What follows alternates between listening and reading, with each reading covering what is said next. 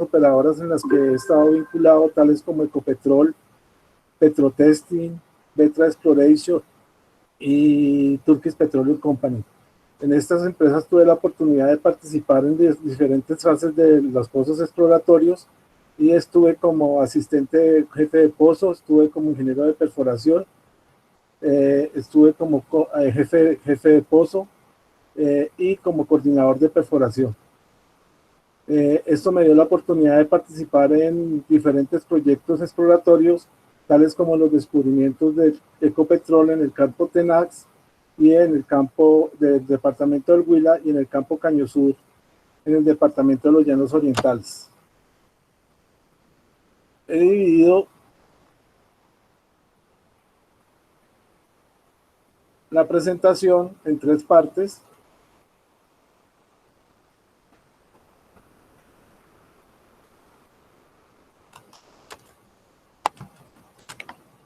He dividido la presentación en 3 partes.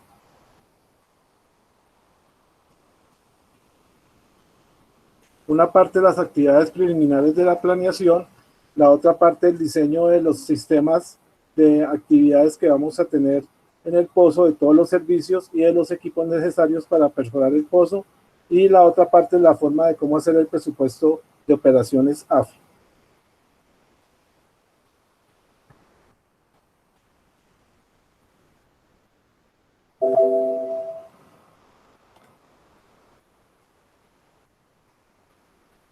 Entonces vamos a iniciar la presentación.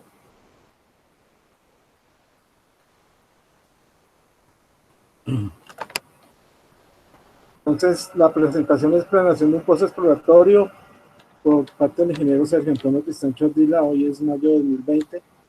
Les quiero dejar esta frase para reflexionar, que es del ingeniero Luis Bielma Lobo, que es un ingeniero de perforación mexicano con mucha experiencia.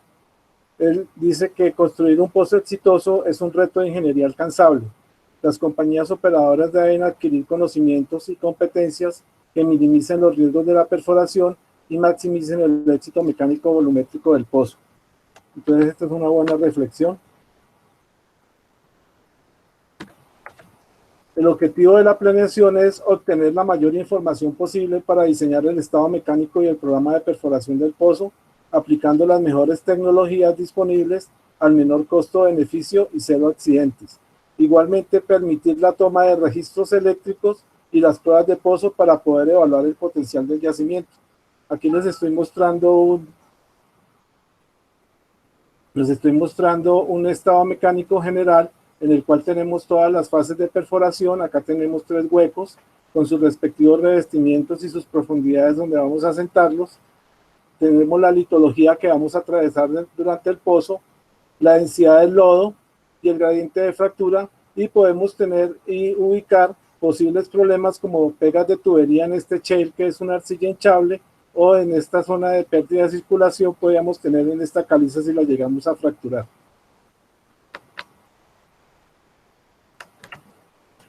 Entonces, las actividades de planeación preliminar previas a la planeación, tenemos que establecer la viabilidad de la perforación del pozo. Tiene como objetivo principal el desarrollo de una operación costo efectiva. Aquí tenemos que hacer la evaluación económica, determinar la tasa interna de retorno y el valor presente neto para evaluar si el proyecto es económicamente factible o no lo es económicamente factible. Las áreas involucradas en la planeación son exploración, yacimientos y perforación.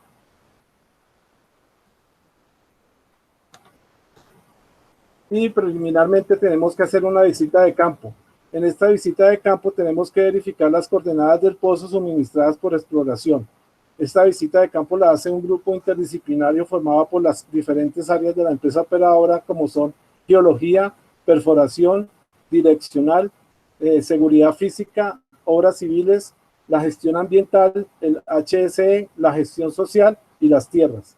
En esta visita se hace una descripción de las vías de acceso al pozo, se describen las opciones de campo, se analizan los análisis fisiográficos, aspectos sociales, aspectos de seguridad física, la hidrología de cada opción, los aspectos ambientales de cada opción, las obras civiles de cada opción con su presupuesto aproximado. Lo más importante para nosotros acá es poder ubicar una locación que me permita llevar el equipo de perforación y poderlo armar dentro de esa locación.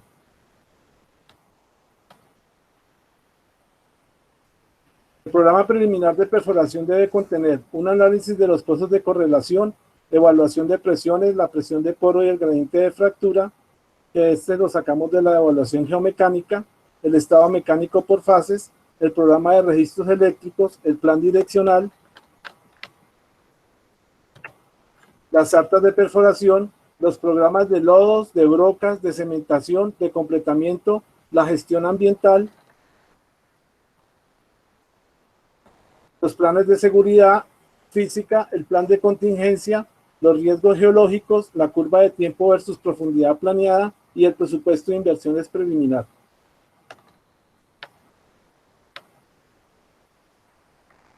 Hay una metodología que es la planeación de operaciones de perforación que denomina perforación en papel o drill on paper.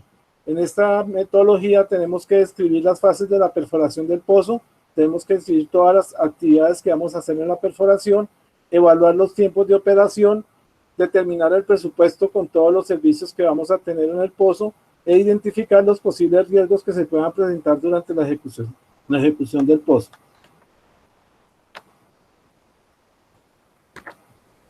Ya para el programa definitivo de perforación, tenemos que hacer una sustentación del programa ante las áreas de perforación, exploración y yacimiento. Con base en esta sustentación, hay que realizar los ajustes necesarios al programa y finalmente preparar el presupuesto y el programa de perforación definitivos. Hay una reunión que se hace antes de iniciar el pozo, que es el Presput. Esta reunión se hace con todas las áreas de la empresa operadora, más las compañías de servicio, para que expliquen qué actividades van a realizar durante la perforación del pozo.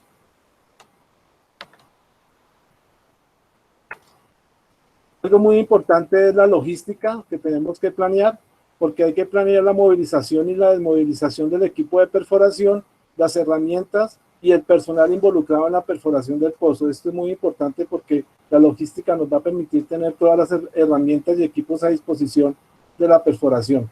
Aquí tenemos una imagen de cuáles son las actividades que tenemos que planear. Tenemos que planear las obras civiles, las vías de locación, tenemos que planear la movilización y arme de equipos, tenemos que planear la perforación, planear el completamiento, si el pozo es productor, y el abandono, si el pozo no es productor, y finalmente la desmovilización de equipos.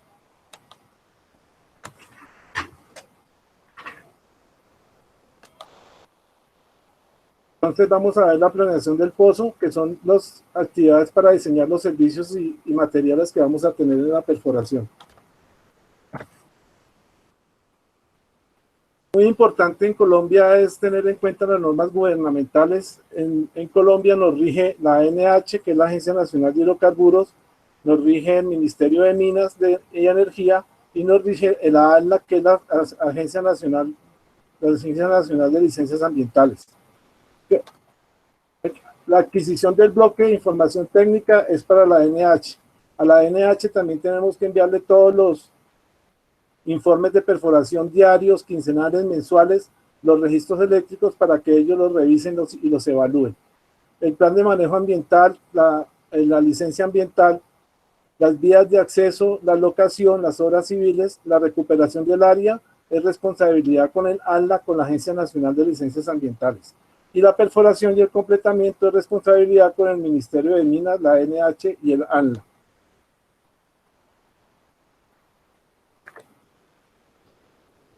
Con respecto al Ministerio de Minas, ellos expidieron la resolución 181495 del 2009, donde se dictan todas las medidas de exploración y explotación de hidrocarburos. En esta resolución están las normas para poder perforar el pozo, completarlo, hacerle las pruebas de producción o abandonar el pozo. En esta norma están todas las formas que debemos de llenar. La primera forma es la forma 4CR, que es la intención de perforar o el permiso de perforación que se le pide al ministerio. En esta forma debemos incluir el nombre del pozo, el nombre de la formación de interés, las coordenadas del pozo, el estado mecánico del pozo, los informes geológicos y el programa de perforación. Esta forma la tienen que firmar el ingeniero de petróleos, un ingeniero de petróleos y un geólogo que tenga matrícula profesional establecida.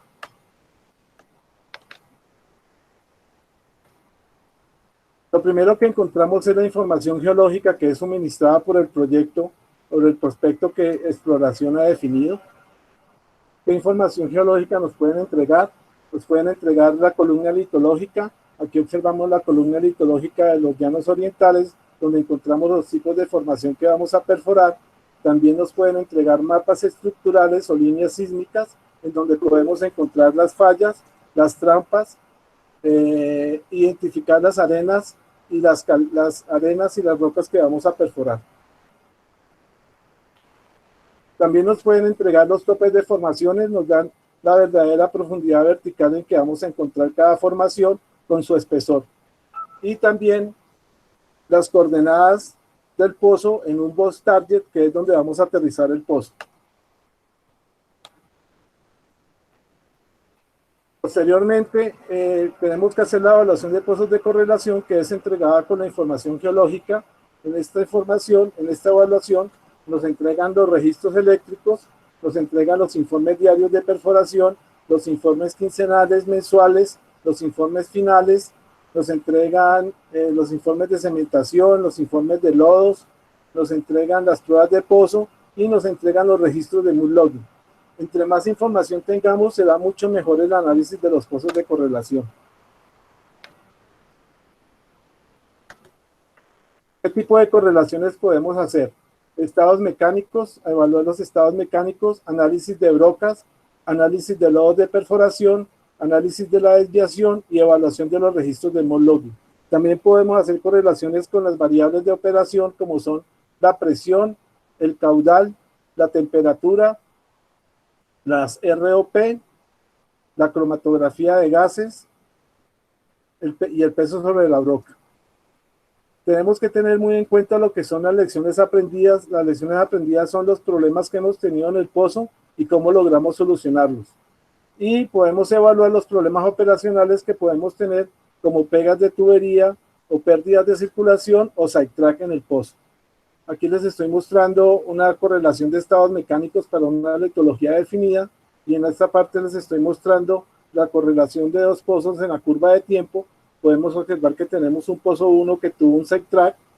Este sidetrack pudo haber sido mecánico o geológico, y un pozo 2 en el cual no tuvimos problemas de perforación.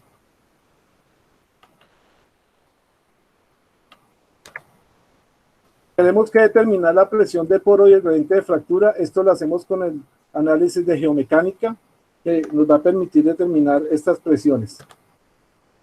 ¿Cómo obtenemos estas presiones de poro y gradiente de fractura? Se obtienen a partir de los registros eléctricos y el exponente de perforabilidad D. Este exponente es función del peso sobre la broca, de los RPM, de la ROP, de la densidad del lodo y del diámetro del hueco. Una recomendación muy importante es no diseñar el pozo sin tener el análisis de geomecánica. Aquí observamos la presión de poro, observamos el gradiente de fractura, y el área entre los dos es nuestra ventana de lodo que vamos a tener de perforación.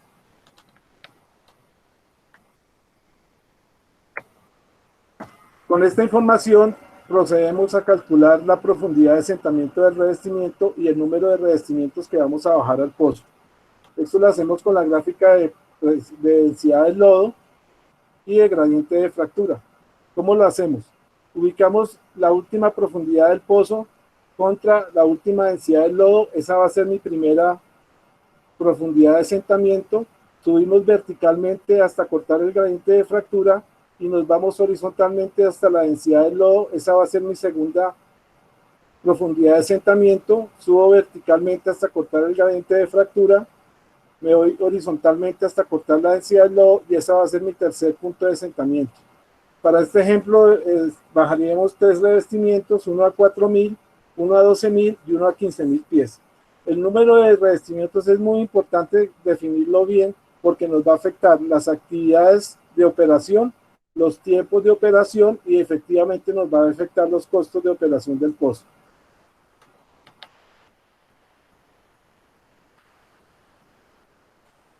Posteriormente, que ya hemos definido la cantidad de revestimientos, procedemos a hacer su diseño. Como todos sabemos, tenemos diseño conductor, revestimiento de superficie, revestimiento intermedio y revestimiento de producción. Los revestimientos tienen diferentes propiedades como son el diámetro exterior, el espesor de la pared, el grado de material, el tipo de rosca que puede ser Buttress o Premium, el rango de longitud y el peso unitario. Esta información nos la suministran en unas tablas las empresas de servicios, en las cuales tenemos todas las propiedades del revestimiento y adicionalmente tenemos las máximas presiones de colapso, la máxima presión de estallido y la máxima tensión que puede soportar el revestimiento. En cuanto a los grados de tubería, tenemos revestimientos H40, J55, C75, N80 y P110. El número nos da el mínimo esfuerzo cedente en PSI. Por ejemplo, para el P110 es 110.000 libras, que es la tubería de mayor resistencia.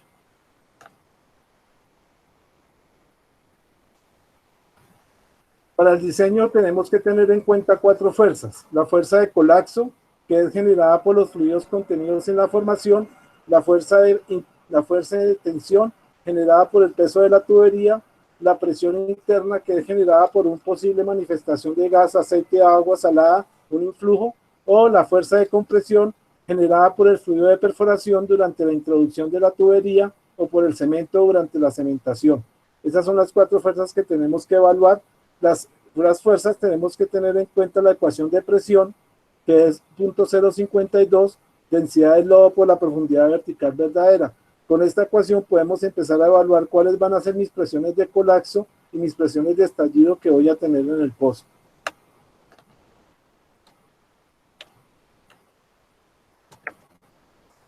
A estos diseños hay que aplicarle unos factores de seguridad. Para cada revestimiento, superficie, intermedio, producción y tubing, tengo una carga que voy a aplicar y un factor de seguridad.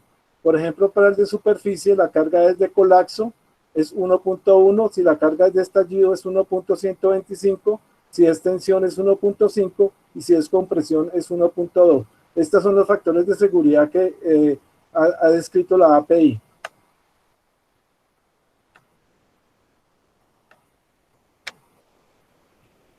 Por lo general, los pozos exploratorios se perforan verticalmente, pero si en caso el pozo es direccional, tenemos que hacer un plan. ¿Qué es la perforación direccional? Se define como la práctica de controlar la dirección y la desviación del hueco del pozo hacia un objetivo subterráneo predeterminado. El diseñador de pozos tiene que planificar un punto de partida, kick-off point, incluyendo una sección de construcción del ángulo para iniciar el desvío del pozo. Aquí podemos observar una trayectoria de un pozo direccional. Acá tendríamos nuestro KOP o kick-off point, el ángulo de construcción del pozo y el ángulo de mantenimiento del pozo hasta llegar al tope de la formación objetivo en el fondo.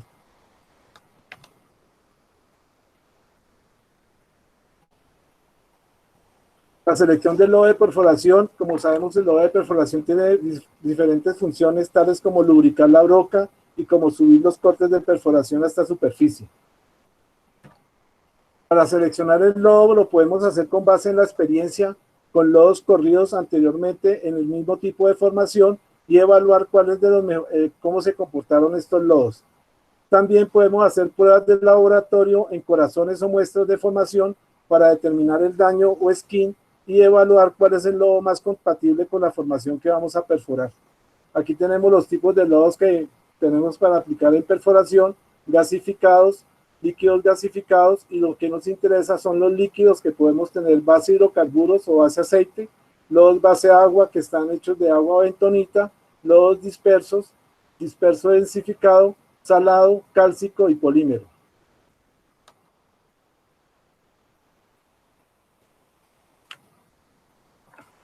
Tenemos que definir también los ensamblajes de fondo o BHA, los Bottom Hole Assembly.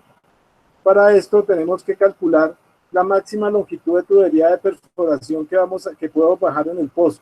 Para eso determino la longitud de las botellas de perforación con esta ecuación. Factor de flotación va a ser por el peso de las botellas de perforación por los drill collars sobre el peso sobre la broca que he establecido, me va a dar la longitud de las botellas de perforación. Determinar la máxima longitud de la tubería de perforación con la siguiente ecuación: resistencia a la tensión de la tubería por el peso total de las botellas de perforación por el factor de flotación sobre el peso unitario de la tubería por el factor de flotación. Con estas dos ecuaciones yo determino qué longitud de tubería puedo bajar al pozo sin tener problemas de colapso ni problemas de estallido.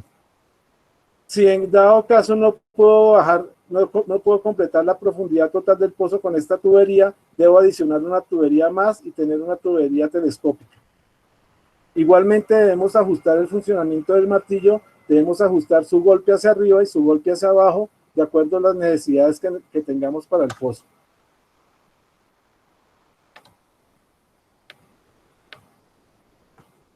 Aquí tenemos el tali de la sarta de perforación.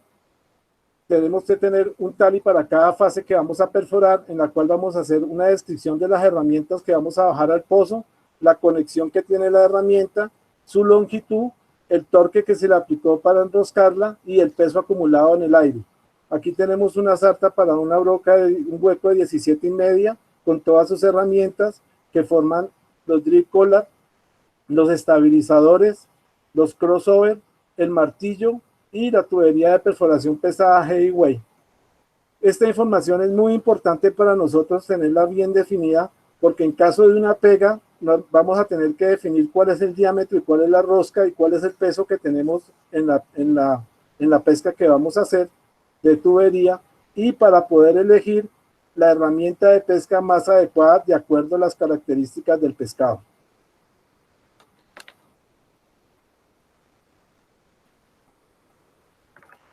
Con respecto a la selección de brocas, sabemos todos que tenemos brocas tricónicas de conos giratorios, que tenemos brocas de dientes y brocas de insertos de carburo. Ponemos brocas PS de diamante policristalino, que son brocas de cortadores fijos. ¿Cómo puedo seleccionar la broca? La puedo seleccionar a partir de los registros de las brocas de los pozos que tengo a disposición, evaluando el rendimiento de la broca por formación. Entonces yo puedo determinar qué tipo de broca me perforó mucho mejor una formación que otra y puedo seleccionar ese tipo de broca. También lo puedo hacer con el registro de compresibilidad. Aquí, por ejemplo, tenemos dos compresibilidades de dos formaciones, una formación que la compresibilidad es 5.000 PSI y otra formación que la compresibilidad es 20.000 PSI. Con esta información hay una tabla que me va a correlacionar la compresión con la dureza de la formación y puedo identificar qué tipo de roca es.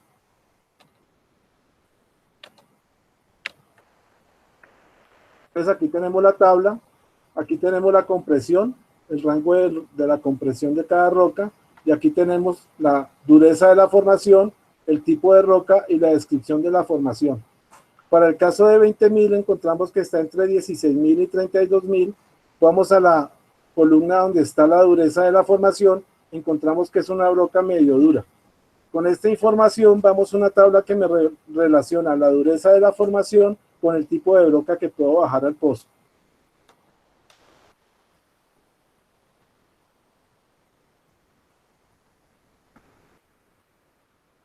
Entonces aquí tenemos la tabla. La tabla también tiene la dureza de la formación, el tipo de roca, la descripción de la formación, pero además tenemos el código ADC para las brocas tricónicas y el código de ADC para las brocas de cortadores fijos. Ubicamos la dureza de la formación que encontramos con nuestra compresibilidad. Dijimos que era una roca medio dura. Vamos a mirar qué brocas, tanto tricónicas como de PS, podríamos bajar. Aquí tendríamos las series AI y ADC para cada tipo de broca. Para el caso de la de 5.000, estaría entre 4.000 y 8.000. Es una broca para formaciones blandas.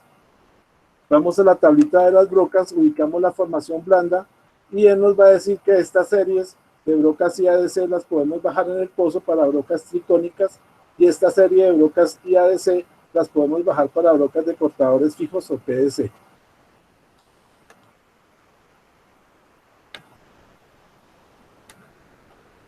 Algo muy importante que debemos determinar es la hidráulica de la broca, que es el área total de las boquillas, y se denomina TFA. La evaluación de las caídas de presión y de la bomba a través de la tubería en las botellas de perforación y la broca es lo que llamamos la hidráulica. Lo hacemos a través de todo el sistema de circulación. Evaluamos todas las pérdidas que hay a través del sistema de circulación. La norma API 13D es la norma que nos da la metodología hidráulica para calcular las caídas de presión en el pozo.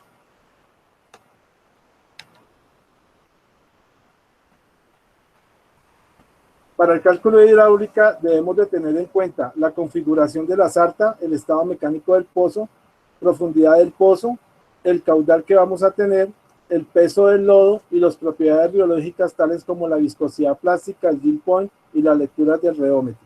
Aquí tenemos lo que deberíamos hacer siempre en hidráulica, es generar un estado mecánico con la sarta, aquí identificar la tubería, los diámetros de tubería, la profundidad o la longitud de tubería que tenemos, las botellas, los diámetros de las botellas y la longitud de las botellas que tenemos.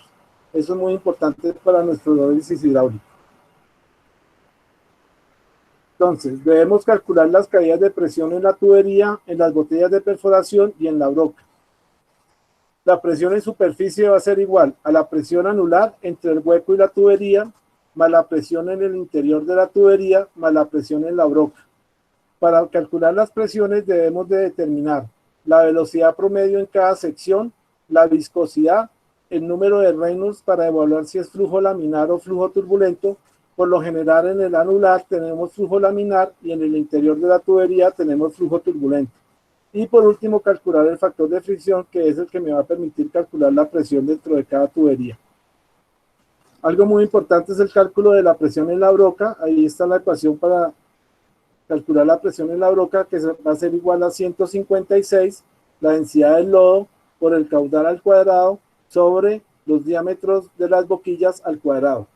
Es importante optimizar la hidráulica y tener una hidráulica adecuada. Entonces, cuando tenemos el 50% al 65% de la presión de superficie es gastada en la broca, se tiene una hidráulica adecuada. Y el TFA va a ser igual al cuadrado de los diámetros de las boquillas. Pues para brocas tricónicas serían 3 boquillas las que tendríamos que usar.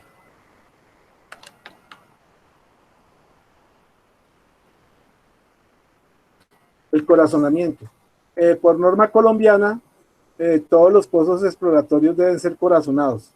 ¿Qué es el corazonamiento? Es una operación que me permite obtener un cilindro continuo o corazón de roca de la formación sin alterar sus propiedades como la porosidad, la permeabilidad. Existen varios métodos de corazonamiento. Este que tenemos en pantalla es el corazonamiento convencional, que consta de un barril, de una broca corazonadora. Este barril tiene un receptáculo donde las cortes de formación se van a acumular y me van a formar el corazón. Hay otro método que es el corazonamiento con cable, que me permite bajar y subir el barril sin necesidad de sacar la tubería de perforación. Este corazonamiento pues me va a reducir costos y me va a reducir tiempos. Hay otro tipo de corazonamiento que es el de muestras de pared, que son unos cañones que llevan unos explosivos. Estos se detonan en la formación y me sacan núcleos directamente de la formación, aproximadamente unas 20 muestras. Y hay otro método que es una broca especial que me fabrica núcleos pequeños. Estos núcleos pequeños son subidos por el lodo de perforación hasta la zaranda del equipo donde son recogidos.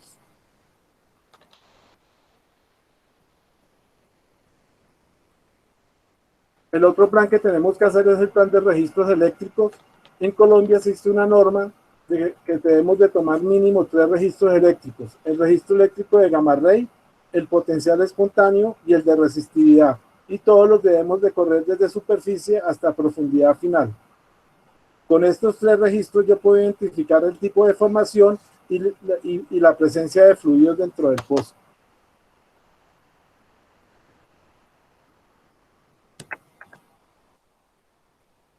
Acá tenemos el programa de registros. El programa de registros nos lo da el Departamento de Geología o el área de exploración. Acá tenemos los 3 registros comunes que corremos en cada fase de hueco, pero en el hueco de interés, que para este caso es de 6,5, el geólogo requiere mayor información del pozo. Por eso él va a correr diferentes registros como el registro de litodensidad, el registro de neutrón compensado, el de imágenes microresistivas, el de resonancia magnética, el de velocidad check-shock, que es el registro sísmico, las muestras de pared por rotación, los métodos para determinar presión y los métodos para recuperar fluidos. También el microesférica focus log. En la parte de perforación nosotros tenemos que programar la corrida del registro de calidad de cementación. Este registro por lo general es el de imágenes ultrasónicas que se denomina UCI, el CBL, el BDL con un gamma ray.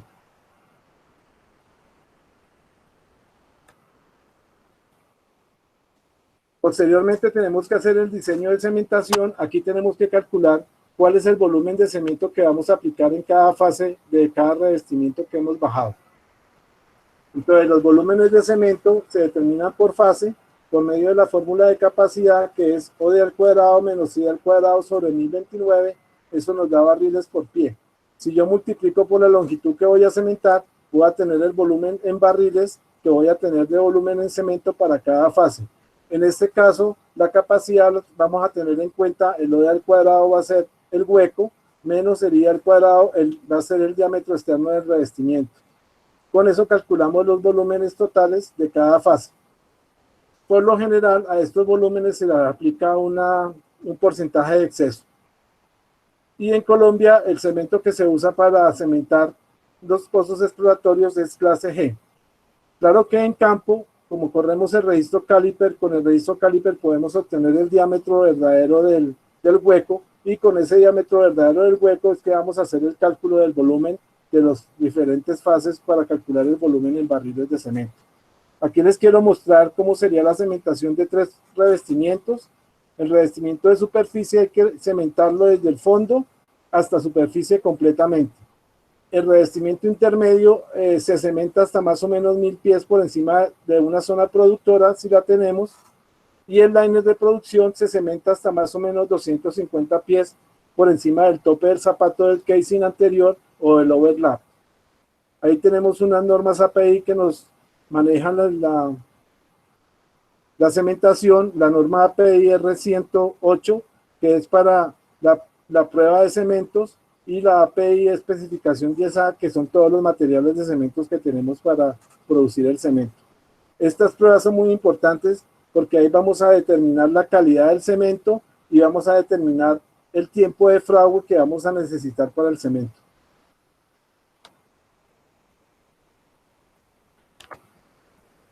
Una operación muy importante es el registro continuo de hidrocarburos. Este es como nuestro centro de control de todas las operaciones. En él vamos a controlar operaciones tales como variables operacionales como la presión, el caudal, la temperatura, las ROP, los pesos sobre la broca, la cromatografía de gases y los pesos de la tubería. En esta caseta, es una caseta que se llama caseta de mood logging, vamos a tener un geólogo que se denomina logger. Este logger es el encargado de revisar y identificar las formaciones, la litología de las formaciones y identificar los fluidos que vienen con ellas. Y vamos a tener un ingeniero que se llama ADT, que es el ingeniero que me va a estar controlando todas las variables del pozo. En caso dado de que una de estas variables se salga de su tren normal, el ingeniero debe avisar directamente, inmediatamente, al supervisor de perforación e informar al jefe de pozo para que ellos evalúen qué es lo que está sucediendo y si hay algún problema, evaluar la solución y dar las soluciones que necesitemos para solucionar el problema.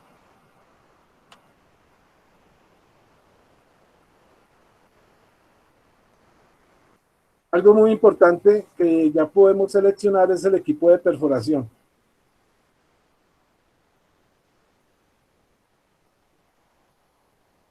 El equipo de perforación lo seleccionamos teniendo en cuenta el sistema de levante.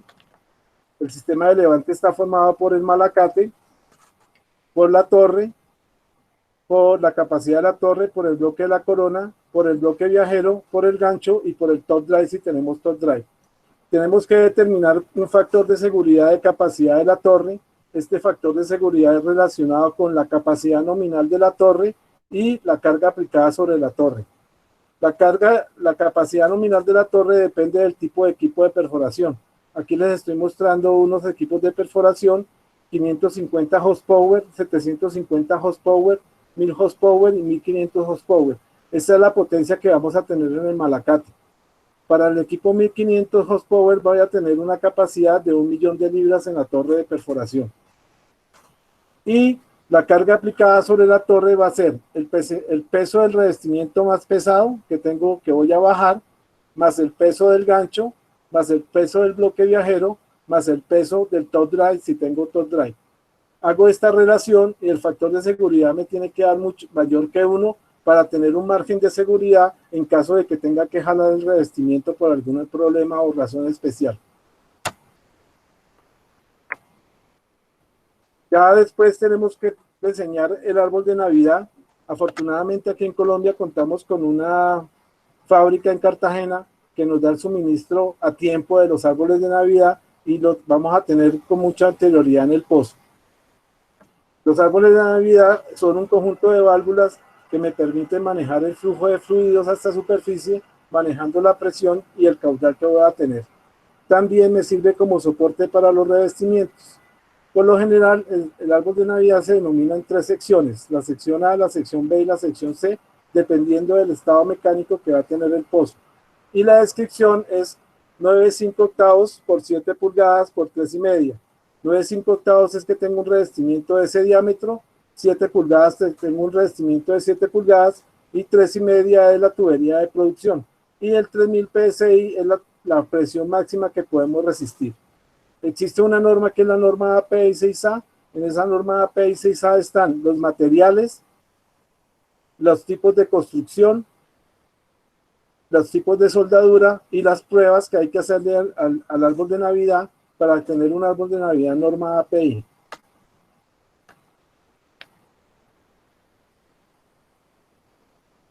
Posteriormente que hemos corrido los registros eléctricos y hemos determinado la presencia de hidrocarburo, tenemos que hacer las pruebas de producción. Existen las pruebas de producción, también están normatizadas por el Ministerio de Minas. Existen 2 tipos de pruebas: las pruebas cortas, que se hacen después de la perforación del pozo, y las pruebas largas, que nos van a permitir dar la comercialización del pozo. Estas pruebas largas pueden durar hasta 6 meses. Básicamente la prueba de producción es una prueba de DST, que es Dream Steam Test, y se baja una sarta de producción con unas válvulas, un empaque de producción y unos cañones. Estos cañones se detonan para perforar el revestimiento y perforar la formación para crear un área de flujo que me permita el flujo de fluidos hasta superficie. Esta prueba con los cañones se llama Tubing Conveyed Perforating o TCP.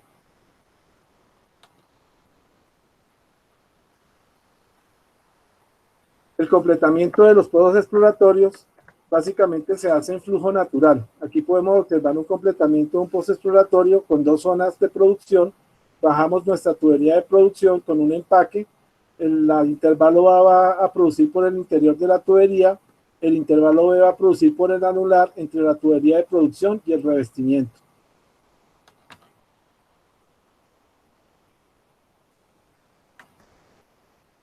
Ya por último, después de que ya hemos diseñado todos nuestros servicios y hemos diseñado todos nuestros equipos, podemos hacer el presupuesto o AFE del pozo, que es la Authorization for Spectrum.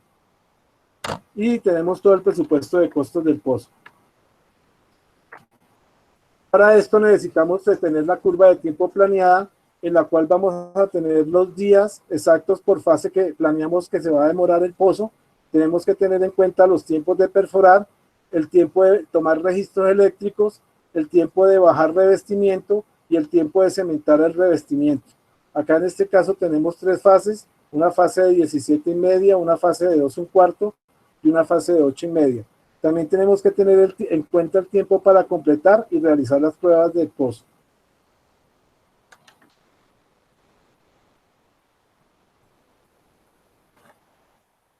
Algo muy importante con esta selección y diseño de los servicios y de los equipos es que podemos definir los términos de referencia, o sea, la parte técnica del equipo del pozo exploratorio. Con estos términos de referencia yo puedo hacer mis licitaciones de servicios y escoger la compañía que me va a dar el menor costo y la mejor calidad de operación para poder hacer las operaciones dentro del pozo. Para el presupuesto de costos debemos de tener en cuenta los costos intangibles, que pueden ser los alquileres de equipos y el personal de operaciones. Este por lo general tiene una tarifa diaria. El alquiler de equipos como el equipo de perforación, el personal de operaciones como la cuadrilla de cementación. Tenemos que tener en cuenta los costos tangibles, que son los materiales y equipos, materiales como los revestimientos, los materiales de cementación, los materiales de lodos y equipos como el árbol de Navidad.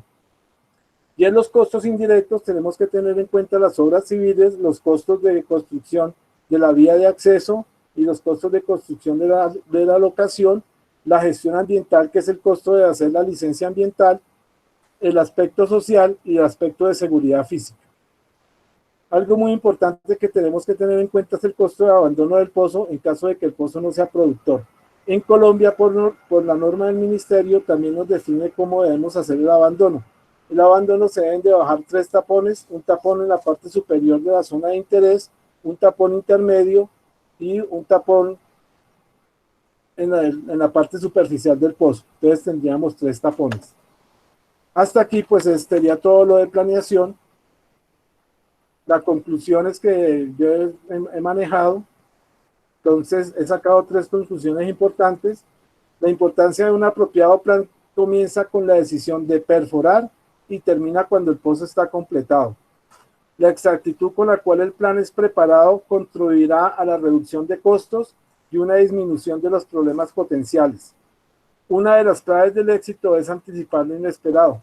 Para mí, una satisfacción es que el plan de perforación que estamos preparando sea una herramienta muy útil para el jefe de pozo para ejecutar las operaciones del pozo y las operaciones de perforación para lograr la toma de registros eléctricos y las pruebas de producción. Hasta aquí pues sería la presentación. Si hay preguntas, por favor las podemos hacer. Hola a todos, ¿cómo están? Habla la profe Mabel. Interesante tu charla, Sergio. Yo solamente tenía una preguntita y una aclaración. Luis Bielma Lobo no es mexicano. Luis Bielma Lobo, de hecho, cuando yo estuve haciendo mi tesis en PDVSA, él era el director de producción, entonces es venezolano. No, bueno. Bueno, y lo otro que te quería comentar, que, bueno, sí vi algunas preguntas que estaban preguntando cuál era el tiro, o sea, algunos indicadores económicos.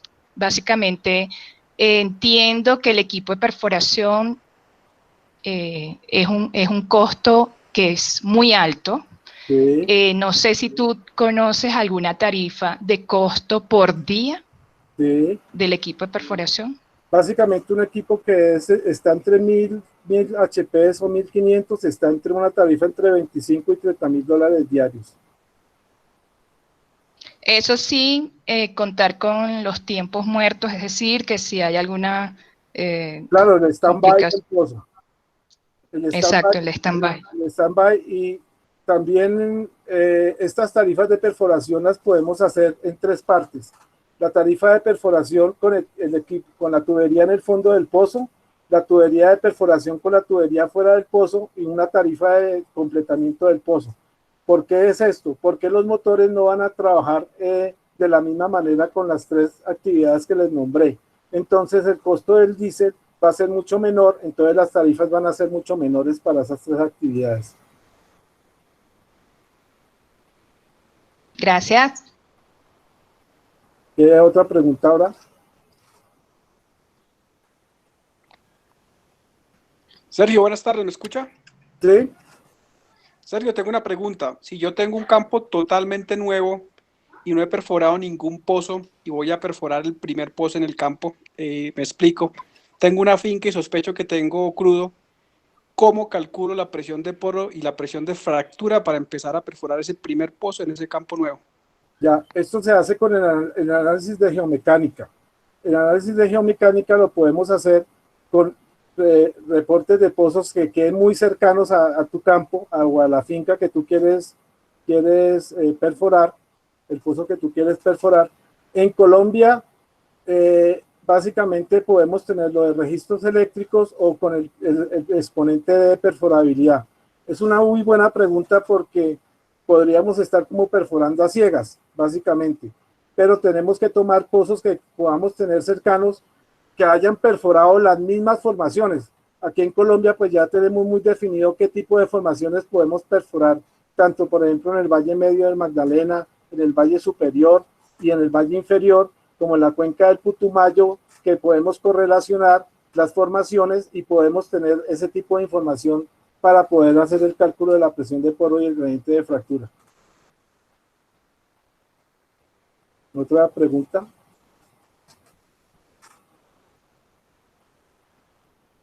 En el chat te hicieron una pregunta, Sergio. Espérenme, salgo de la presentación.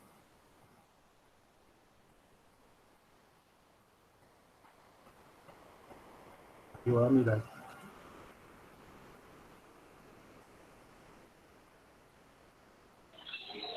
Sergio, nuevamente con Diego Arón, tengo otra pregunta. Sí, tranquilo. Sergio, ¿tú tienes algún ejemplo, algún sheet de Excel de cómo calcular la tasa interna de retorno y el valor presente neto para un proyecto exploratorio? Sí, correcto, sí lo tengo. ¿Por qué lo quieres? Sí, me gustaría saber, digamos, los cálculos que hace, porque sé que son unas hojas de Excel bastante complejas para Sí, calcular correcto. finalmente el BPN. Sí, ahí lo que vamos es a calcular la tasa interna de retorno del BPN con base en las inversiones, con base en la producción que voy a tener del pozo, la producción estimada del pozo y el precio del barril del pozo. Básicamente se hace con esos tres conceptos. Ok, Sergio, vale, gracias. Acá hay una pregunta que dice Douglas Garzón. Por medio de los pozos exploratorios, recuerda que antes de hacer un pozo productor hay prefases ya desarrolladas. Correcto, ya cuando tenemos un pozo productor, ya es porque hemos desarrollado un pozo de productor, hay fases desarrolladas. No entiendo muy bien la pregunta de Douglas, pero lo que entiendo es que cuando tengo pozos de desarrollo, ya he perforado mis pozos horizontales y tengo una información muy valiosa para, por favor, para tenerla en cuenta dentro de los pozos de desarrollo.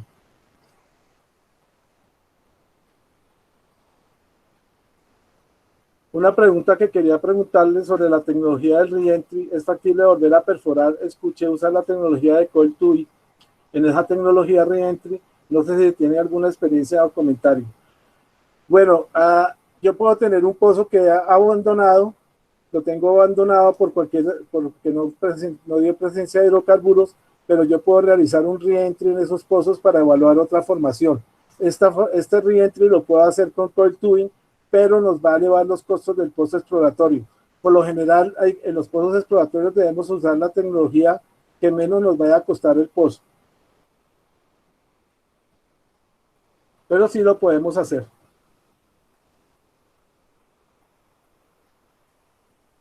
No sé si tengan alguna otra pregunta.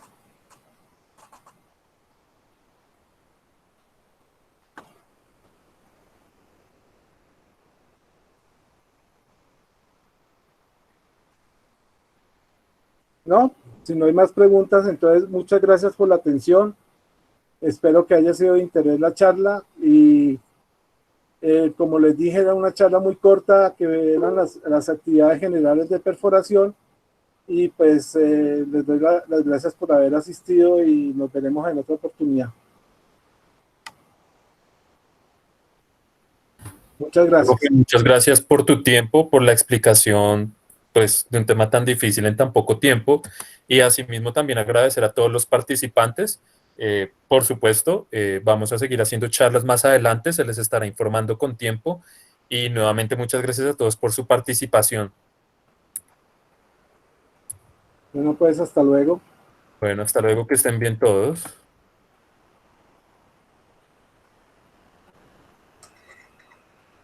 Gracias por todo, profe. Gracias, gracias. Bueno.